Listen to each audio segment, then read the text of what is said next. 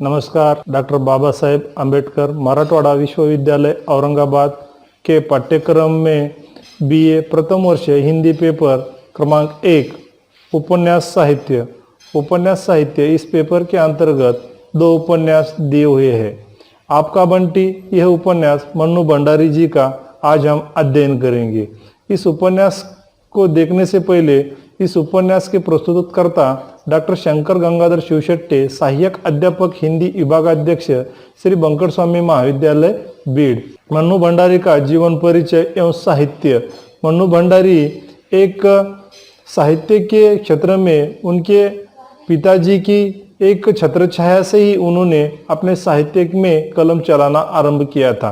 मन्नू भंडारी जी के जन्म के पहले से ही उनके पिताजी हिंदी शब्दकोश की निर्मिती में लगे हुए थे। उसी समय से वह अपने बचपन से ही उनको एक साहित्यिक रचना करने का एक अलग सा आनंद मिलता था। वह बचपन में ही कुछ कहानियाँ या कुछ लेख लिखने को उन्होंने आरंभ किया था। उनका जन्म 3 अप्रैल 1931 में स्थान मध्य प्रदेश, मंदसौर जिला भानपुर। बचपन का नाम महेंद्र कुमारी, पिता का नाम संपत राय भंडारी, जिन्होंने हिंदी परिभाषिक कोश का निर्माण किया। मन्नू भंडारी एक साठोत्तरी कथाकार है। इसका विवाह साहित्य के महान आलोचक तथा रचनाकार राजेंद्र यादव जी से हुआ, जो लंबे समय तक हंस पत्रिका के संपादक रहे हैं। क्योंकि हंस पत्रिका के संपादक रहना यह उस समय भी बहुत महत्वपूर्ण था, क्योंकि हंस पत्रिका एक हिंदी साहित्य की अजर अमर पत्रिका के रूप में हम देख सकते हैं। हंस पत्रिका के जो पहले संपादक थे उनसे ही उस पत्रिका के संपादकों को देखते हुए उनकी रचनाओं को और उनके कार्य को हम बहुत अच्छी तरह से जानते हैं। क्योंकि राजेंद्र यादव एक ऐसे साहित्यिक थे, उसी प्रकार से वह उनको विवाह होने के बाद भी मन्नू भंडारी जी के साथ उन्होंने कई रचनाओं की निर्मिती भी की है। मन्नू भंडारी मिरिंडा हाउस दिल्ली में अध्यापिका रही। आपका बंटी उपन्यास ने इनकी प्रसिद्धि को अच्छे से अच्छे तख्त पर बिठा दिया, क्योंकि मन्नू भंडारी यह एक उपन्यास ऐसा है कि इस उपन्यास में एक मध्यम वर्गीय जीवन की कथा तो दिखाई देती है, मगर एक प्रकार से आधुनिकता को लेकर आधुनिक जीवन जीते समय आज के रिश्ते, आज के नाते, आज के संबंध किस तरह से एक प्रकार से खौफनाक होते जा रहे हैं, इसका इस उपन्यास में चित्रण हुआ है। एक छोटे से बच्चे को माँ बाप के बीच रखते हुए उस माँ बाप अपने बच्चों को एक प्रकार से बाध्यता लाकर अपने इस बच्चे के जरिए एक माँ अपने बाप को किस तरह से परेशान करती है और बाप भी अपने उस माँ बाप के दोनों के टकराव के अंतर्गत वह बच्चा भी किस तरह से परेशान होता है और उस नन्हे से बच्चे के बाल मन के ऊपर किस तरह से आघात होता है, इसका चित्रण इस उपन्यास में दिखाई देता है। और इस उपन्यास की जो भाषा शैली है उतने सरलता से, मधुरता से एवं कोमलता से ली हुई है, और इसके अंतर्गत यथार्थपरक दृष्टिकोण भी इतना पाठकों को आसानी से समझने के लिए प्रोत्साहित करता है। और इस उपन्यास की जो भाषा है सरल, मधुर एवं यथार्थपरक होने से इस उपन्यास को पाठक वर्ग को बहुत पसंद आया है। इसीलिए इस उपन्यास को अधिक से अधिक पाठक पढ़े हैं और इस समझने का भी प्रयास किए हैं। इन्होंने 2007 में आत्मकथा एक कहानी, यह भी 2008 के लिए व्यास सम्मान से सम्मानित किया गया है। जो उन्होंने आत्मकथा एक कहानी लिखी है, जो आत्मकथा में उन्होंने जो उनका आसानी से एक कहानी के माध्यम से लिखा है, उसके लिए उनको एक व्यास सम्मान से सम्मानित किया गया है। क्योंकि उनको व्यास जो सम्मान है एक आत्मकथा इस कहानी के माध्यम से मिला है। उन्होंने आत्मकथा न लिखते हुए उन्होंने कई उपन्यास भी लिखे हैं। उनके कई महत्वपूर्ण उपन्यास के बारे में हम देखेंगे। उनका जो 1 इंच उपन्यास है, इतना कि जो उनके पतिदेव और उन्होंने दोनों मिलकर इस उपन्यास की रचना की है। उसके बाद उनका आपका बंटी महाभोज, स्वामी, कालवा, इन 4 उपन्यासों के अलावा इन्होंने कई कहानी संग्रह भी लिखे हैं। उनके प्रसिद्ध कहानी संग्रह है मैं हार गई, एक प्लेट सैलाब, 3 निगाहों की एक तस्वीर, यह सच है, त्रिशंकु, आंखों देखा झूठ, नायक खलनायक, विदूषक आदि कहानी संग्रहों की भी उन्होंने निर्मित की है। जो कि सबसे महत्वपूर्ण कहानी है उनकी मैं हार गई, इस कहानी के माध्यम से एक औरत का चित्रण उन्होंने जो किया है, प्रेम के साथ साथ उन्होंने किस तरह से प्रेम किया है, उसका प्रेम त्रिशंकु के रूप में इस कहानी में दिखाई देता है। क्योंकि वह तो पहले एक को चाहती थी, उसके बाद उसका कुछ प्रॉब्लम आने के बाद वो दूसरे के साथ प्रेम करती है और उसको लगता है ये सही है प्रेम या वो सही है। उसको इतना परेशान हो जाती है इस प्रेम के अंतर्गत इस कहानी में कि उस कहानी में जो हार गई, इस कहानी को इतने अच्छी तरह से उन्होंने समाज के लिए, आज के समाज में जो आज के लड़कियां, आज का जो नवयुवक इस तरह से ही कुछ बातें अनायास रूप में करके बैठता है, उस समय जो मन्नू भंडारी ने अपने कहानी में लिख दी है। क्योंकि इस कहानी को देखने के बाद हमको आज भी लगता है ये कहानी आज एक प्रासंगिकता को उभर कर ला रही है। क्योंकि इस कहानी में जो उन्होंने अपने अंदर जो छुपा हुआ सच था वो बाहर निकालने का तो प्रयास नहीं की है, या उस समय वो जो कॉलेज की एक प्रिंसिपल थी, उस समय जो उनके छात्रों के बारे में जो वो देखती थी, उस देखने के बाद वो ये कहानी की जो निर्मित नहीं की। अनेक प्रश्न हमारे सामने आते हैं, इसलिए ये कहानी एक उनके कहानी संग्रह में महत्वपूर्ण कहानी हमको दिखाई देती है। उन्होंने कहानी के पश्चात उन्होंने कई नाटकों को भी निर्माण किया है। उनका महत्वपूर्ण नाटक है बिना दीवारों का घर, महाभोज का नाट्य रूपांतर आदि नाटकों की उन्होंने रचना की है। उन्होंने आत्मकथा, एक कहानी, प्रौढ़ शिक्षा के लिए सवा शेर गेहूं आदि आत्मकथाओं का उन्होंने निर्माण किया है या लिखा है। उनके कलम ने जो भी कुछ लिखा है वह पाठकों के लिए बहुत भाया है, क्योंकि पाठक तो उनकी भाषा और उन्होंने जो नया नया समाज में घटित हो रही है घटनाओं को सामने लाने का ही उन्होंने प्रयास किया है।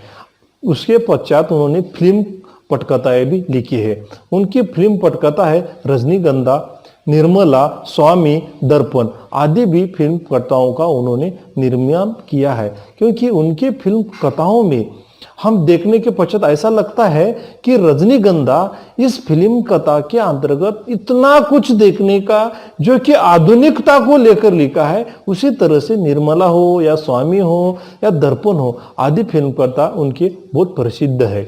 उसी के पश्चात उन्होंने अपने जीवन के अंतर्गत अपने जो भी कुछ किया है वह सच को सामने रखकर जो घटित हुआ है उसको वास्तविकता और काल्पनिकता का जो मुलामा लगाते हुए और उनको जो कहना था वह एकदम सरल, सीधे सादे, पाठकों को रुचि आने वाली भाषा में उन्होंने अपना साहित्य का सृजन किया है। आपका बंटी उपन्यास का प्रकाशन सन 1971 में हुआ है। आपका बंटी एक बाल मनोवैज्ञानिक उपन्यास है। इस उपन्यास में यथार्थवादी चित्रण किया गया है। यह 16 भागों में विभक्त एक लघु उपन्यास है। इस उपन्यास की कहानी पारिवारिक विसंगति के शिकार एक 9 वर्षीय बच्चा जो कि बंटी है, उस बंटी की कहानी, उसकी जो माँ है सुकून और पिता अजय, दोनों के बीच आपसी सामंजस्य नहीं स्थापित हो पाता और दोनों के मतभेद इतने बढ़ जाते हैं कि वह एक दूसरे से जुड़े रिश्ते को तलाक देकर हमेशा के लिए अलग कर देना चाहते हैं। उस रिश्ता को जो बांध कर रखा है सिर्फ एक बच्चा है। उस बच्चे के लिए माँ जब तलाक की बात आती है तो उस बच्चे को उस सामने करती है, क्योंकि वह बच्चों के सामने कर उस बाप को और उसके जो अजय है, अजय को भी वह परेशान करती है और खुद भी वह परेशान होती है और उस बच्चे को भी न समझने वाले बच्चों का भी इसके अंतर्गत एक मनोविज्ञान छिपा है। क्योंकि इस उपन्यास में उस बंटी की जो मनोवैज्ञानिकता है, जो बालक की जो न समझते हुए भी समझने की घटना उसके सामने बार बार आते हैं, तो भी उसको लगता है कि ये घटना ऐसे क्यों होता है मेरे साथ ही, मेरी मम्मी और मेरे पिताजी मेरे साथ न रहते हुए वो दोनों अलग अलग क्यों रहते हैं। उसको बार बार लगता है, क्योंकि ये सोचता है क्योंकि दूसरे के माँ बाप उसके साथ रहते हैं और मेरे ही माँ बाप, मेरे ही माताजी पिताजी क्यों साथ नहीं रहते। उसको अंदर ही अंदर उसके शरीर को एक खोखला बना दे रहा था और उसके मनोविज्ञान के ऊपर, उसके मानसिकता के ऊपर एक प्रकार से अलग सा प्रकार से जो दबाव आ रहा था, उस दबाव में वो बच्चा न माँ को कुछ कह पाता न पिताजी को कुछ कह पाता। वो बार बार उसके जो घर में उसको संभालने के लिए, उसके साथ रहने के लिए फूफी थी, उस फूफी को बार बार ये विवंचनात्मक दृष्टि से वो बालक पूछता है, मेरे माताजी मेरे पिताजी साथ क्यों नहीं रहते और दोनों में झगड़ा क्यों होता है और ये झगड़ा और ये रिश्ते उनके ऐसे क्यों चलते हैं। यह उसको बार बार सताता है। और इस उपन्यास के अंतर्गत लेखिकाओं ने एक बालक के जो दुख, दर्द, वेदना, संवेदना है उसको सामने लाने का प्रयास कर रही है, क्योंकि यह एक बंटी, एक बोलते ना जिस प्रकार से कोई भी एक जो कहानी होती है, उस कहानी का जो गौण पात्र होता है, गौण पात्र के रूप में बंटी को ही इस उपन्यास में एक प्रकार से महत्वपूर्ण भूमिका इस उपन्यास में दिखाई देती है। जैसा कि अजय हो या शकुन हो, ये दोनों भी महत्वपूर्ण पात्र होते हुए भी बंटी को ही बार बार इस उपन्यास का मेन पात्र के रूप में हमारे सामने, दर्शकों के सामने दिखाने का प्रयास इस उपन्यास में इस लेखिका ने बहुत ही अच्छी तरह से किया है। और इस उपन्यास की एक बात हमें दिखाई देती है, उसको पहले यह समझ नहीं आता कि वकील चाचा क्यों घर आता है। वकील चाचा माँ और पापा के बीच पेपर को लेकर ही जानकारी क्यों देता है। बंटी को यही लगता है और उनके आने पर माँ परेशान हो जाती है, इसलिए इसे वकील चाचा अच्छे नहीं लगते हैं। वकील चाचा क्यों अच्छे नहीं लगते? क्योंकि जब वकील चाचा उनके घर पे आता है और माँ को सिर्फ उस पेपर के बारे में ही वो बार बार जानकारी देते हैं और वकील का चाचा आने के पश्चात ही माँ इतनी परेशान होती है, इतनी उदास हो जाती है, इसीलिए उस बच्चों को उस वकील काका का इतना गुस्सा आता है कि वह वकील काका के ऊपर वो नफरत करने लगता है, क्योंकि उसको सच पता नहीं ना। क्योंकि माँ बाप के जो उनके तलाक के पेपर लेकर वकील का चाचा बार बार घर आता है, क्योंकि उसको माँ को समझाता है कि तलाक लेने से अच्छा आप सोचिए समझिए, क्योंकि आपका एक बच्चा है। उसको समझाने के लिए बार बार घर आता है। उस पेपर को लेकर उसको ऐसा लगता है वकील का चाचा अच्छे नहीं है, इसलिए वो वकील चाचा के ऊपर बहुत गुस्सा भी करता है। एक दिन ऐसा ही अजय मीरा नाम के एक स्त्री से शादी कर अपनी जिंदगी में आगे बढ़ गया था। उसे मीरा के साथ संबंध में बांधे देखकर सुकून आहट होती है, क्योंकि तलाक कानून एक दूसरे से अलग कर सकता है, किंतु भीतर का प्यार और अपनापन नहीं। उसको लग रहा था जो कि अजय ऐसा क्यों किया होगा। सुकून को बार बार लग रहा था अजय मीरा के साथ शादी क्यों किया होगा, क्योंकि तलाक देकर सिर्फ हम दोनों एक दूसरे से अलग तो हो सकते, मगर जो हम प्यार किए हैं, हमारे हृदय में एक दूसरे की एक जगह है अलग सी, उस जगह को हम कैसे दूसरे को दे सकते हैं, ऐसा उसको लग रहा था। और उसको आहट हो रही थी, उसको जलन हो रही थी, उसको इतना परेशानी उसके चेहरे पे आ रही थी कि वह अपने संबंध तो हम एक दूसरे से दूर रहने के लिए तलाक का हम एक मात्रा सहारा लिए है, मगर हमारे दोनों में जो प्यार है, हमारे दोनों की जो एक निशानी है, हमारे दोनों का एक बच्चा है, इस बच्चों को कैसा हम दूर कर सकते हैं, ऐसा सुकून को बार बार लग रहा था। मगर सुकून भी एक ऐसी स्त्री है कि वह ऐसे संबंधों को वह ज्यादा दिन अपने दिमाग में न रखने वाली थी। बंटी का बाल मन इन बातों को समझ नहीं पाता। वह नहीं समझ पाता कि उसके पिता अब उसके साथ क्यों नहीं रहते। बाहर से शांत बंटी के भीतर कोलाहल सा मचा रहता है। बंटी छठी कक्षा में पढ़ता है। उसको अपने दोस्त टीटू से पता चलता है कि उसके मम्मी पापा अब इसलिए साथ नहीं रहते क्योंकि उनका तलाक हो चुका है। उसके बाल मन को बहुत ठेस पहुंचती है। वह माँ पिता दोनों के साथ हंसकर खेलकर रहना चाहता था, मगर वह उसके पिता उसके साथ तलाक दे चुके हैं। शकुन भी अपने जीवन में आगे बढ़ना चाहती है क्योंकि वो बहुत महत्वाकांक्षी स्त्री है और एक स्कूल की प्रिंसिपल भी है। डॉक्टर जोशी उसे अपने साथ रहने का प्रस्ताव रखते हैं। वह इस रिश्ते को मना नहीं करती और डॉक्टर जोशी से उसका विवाह हो जाता है क्योंकि वो बहुत महत्वाकांक्षी स्त्री है। वो बहुत आधुनिकता को अपनाने वाली स्त्री है। वो एक जिजीविषया उसके मन में बहुत सारी है। उसके जीवन में आगे बढ़ना चाहती है। वो उस बच्चे के बंधन में रुककर नहीं रहना चाहती है क्योंकि एक उदाहरण के तौर पर हम देख सकते हैं, सुंदरी नाम की स्त्री होती है। वो उसको अपना बहुत दिन जाने के बाद उसको बच्चा होता है। बच्चा होने के बाद वह बहुत भूखी होती है। भूखी होने के बाद वह अपने बच्चे को भी खा जाती है। उसी प्रकार से जो जैनेन्द्र ने कहा था कि एक औरत एक बच्चों को खा जाती है तो मैं क्यों इस बच्चे के लिए मेरा पूरा जीवन यापन करूं, उस बच्चे के लिए मैं क्यों अकेली रहूं। बहुत स्वार्थी भाव से वह ये सोचती है। वह बच्चे को परवाह न करते हुए वह डॉक्टर जोशी को हाँ कर देती है और वह डॉक्टर जोशी के साथ विवाह करती है और विवाह करने के पश्चात वह बंटी को डॉक्टर जोशी के घर ले जाती है, किंतु बंटी उसे अपने पिता के रूप में स्वीकार नहीं करता क्योंकि उसको अपने माँ के साथ दूसरा कोई आदमी नजदीक आए यही बात उसको अच्छी नहीं लगती क्योंकि उसको बहुत गिल्टी होती है क्योंकि मेरे माँ के साथ ये जोशी क्यों आता है बार बार। उस जोशी का उसको बहुत गुस्सा आता है। उसके पापा और उसकी मम्मी दोनों साथ मेरे साथ खेलने कूदने या मुझे गार्डन लेके जाने वाले, और ये जोशी क्यों आता है बार बार हमारे सामने।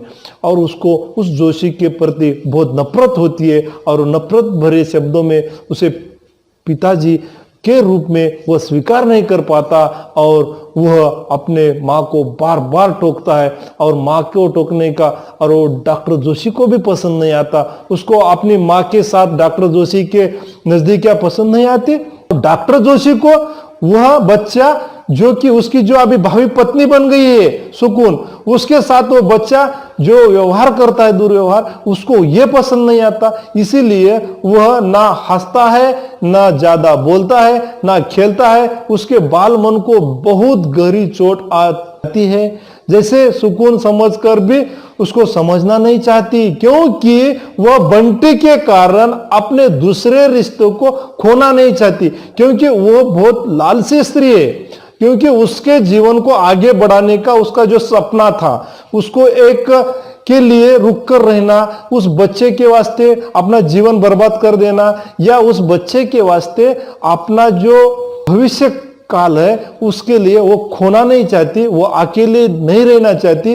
वो मौज मजा और जो भी है और उसका जो अभी काम वासना का जो रूप है उसके उभर कर आ रहा था, इसलिए वह बच्चे की भी परवाह नहीं करती। जिस प्रकार से वह सुंदरी भूख लगने के बाद भूखे पेट अपने बच्चे को खा जाती है, उसी प्रकार से वह भी अपने बच्चों को छोड़कर उस दूसरे के साथ शादी कर कर अपना वैवाहिक जीवन बिताना चाहती है क्योंकि उसको न बच्चे की गिरी है न उसको उसके पति की गिरी है।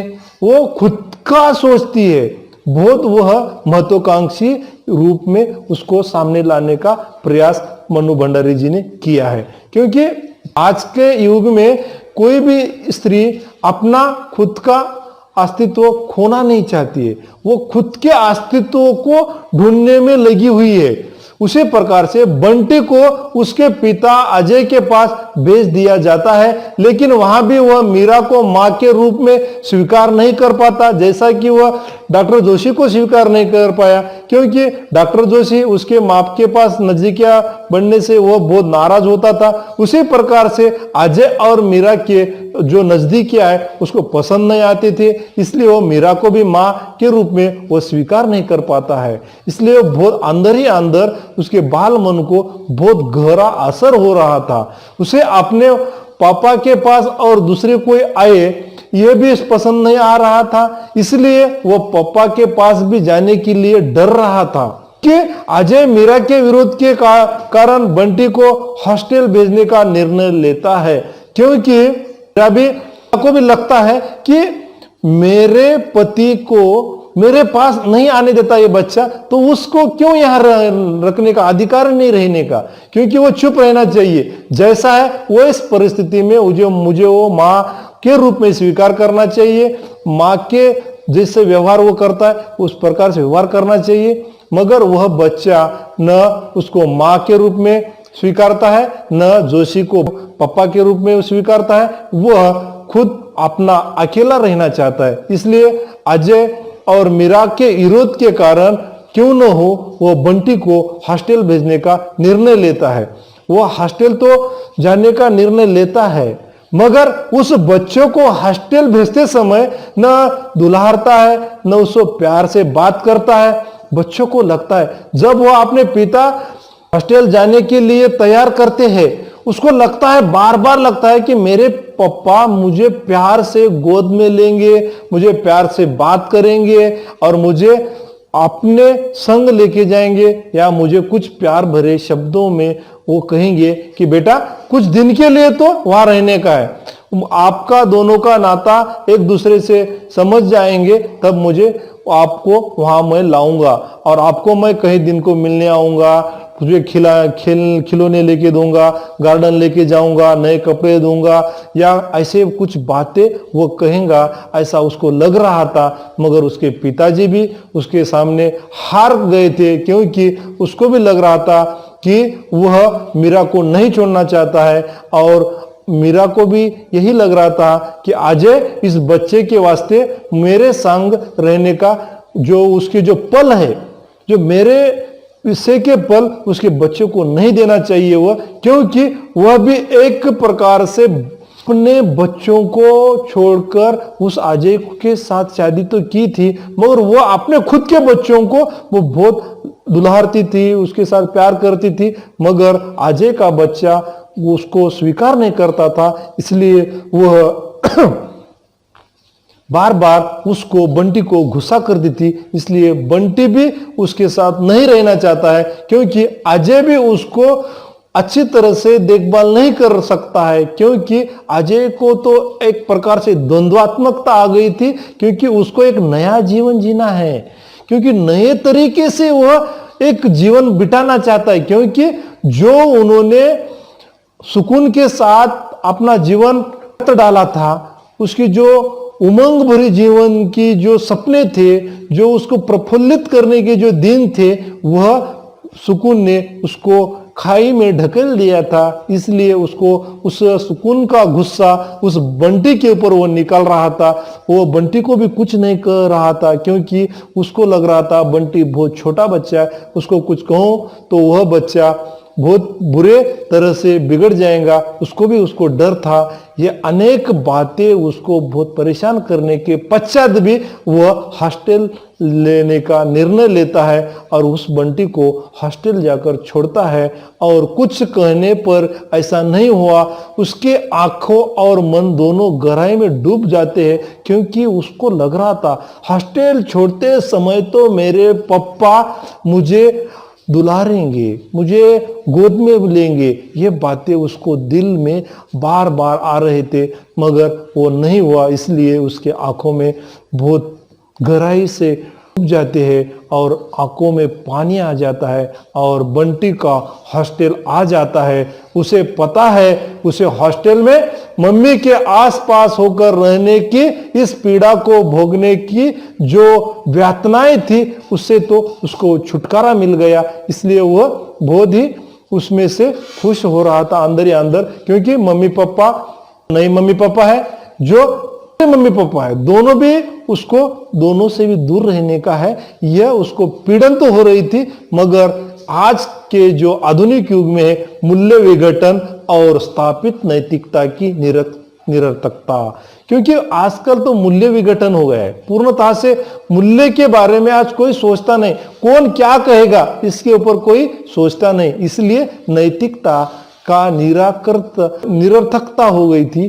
वह निरर्थकता हमको इसके माध्यम से दिखाई देती है। स्त्री पुरुष संबंधों में जो विरक्तता है, व्यथा है, इसमें विसंगति है, इसके माध्यम से हम देख सकते, जो कि एक बच्चों को भी वो छोड़ने के लिए तैयार हो जाते। खुद के जो तात्विकता है उन दोनों में भी बहुत दूर जा चुकी थी, इसलिए उनके दोनों के जीवन में भी विसंगतियां आ गई थी। स्वावलंबी, स्वतंत्र और महत्वाकांक्षी स्त्री, आज की आधुनिक स्त्री बहुत स्वावलंबी जीवन जीना चाहती है, स्वतंत्र जीवन जीना चाहती है और उसमें बहुत महत्वाकांक्षा है। खुद के जीवन के ऊपर उठने की, जो खुद का अस्तित्व दिखाने की जो उसमें लालसा है, उस लालसा रूपी अस्तित्व ने ही उस दोनों का तलाक हो गया था।